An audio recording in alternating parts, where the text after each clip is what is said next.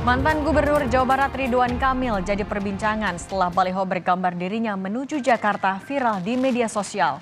Selain Ridwan Kamil, politisi Nasdem Ahmad Sahroni juga disebut akan maju di Pilkada DKI tahun ini.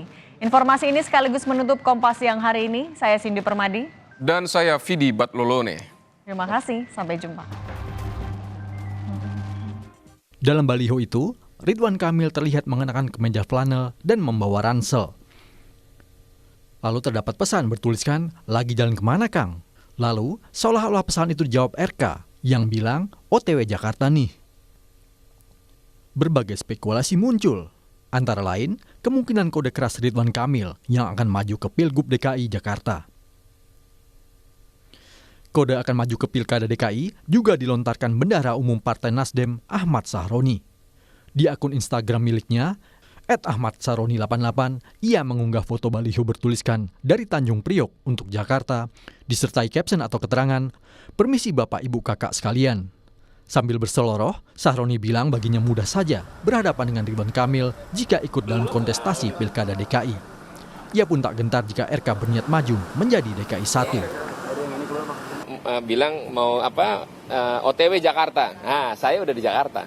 Nah, ini bukan dan Merdeka Selatan kali, Bang. enggak kan kalau mungkin Ridwan Kamil mau maju gubernur Jakarta. Dia kan OTW dari Bandung ke Jakarta. Kalau gua kan udah di Jakarta. Berarti lebih mudah. Lebih mudah Jakarta. Berarti sinyal maju nih, Bang. Antara maju dan tidak, sama kayak Ridwan Kamil. Kalau Ridwan Kamil kan baru mau maju Jakarta. Kalau gua kan udah di Jakarta. Jadi gua anytime gampang gitu. Kalau Ridwan Kamil doang mah gampang lah lawannya. Terlalu mudah. Sayur dan saling berbalas pesan antar Ridwan Kamil Sahroni makin mencuatkan kemungkinan cek ombak keduanya bertarung di Pilkada DKI Jakarta. Di program Kompas Petang, Direktur Eksekutif Poltreking Indonesia Hanta Yuda mengatakan keduanya memiliki modal yang cukup untuk maju. Ya, Nilu, pastilah ini tes ombak ya, karena Pilpres baru saja selesai, mereka testing the water, tapi ini strategi yang bagus buat kedua-duanya, sehingga bisa muncul di permukaan. Pak Sahroni juga cerdas mengambil isu ini, kemudian dibenturkan tanda petik dengan Ridwan Kamil yang cukup populer. Kemarin di dinamika Pilpres, Gubernur Jawa Barat barusan selesai, ya jadi dia terangkat juga naik berhadap-hadapan.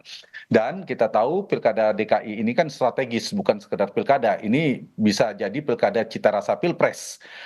Ini Pilpres kelas 2 lah kira-kira. Padahal masih 10 bulan lagi ya, masih cukup lama di bulan November.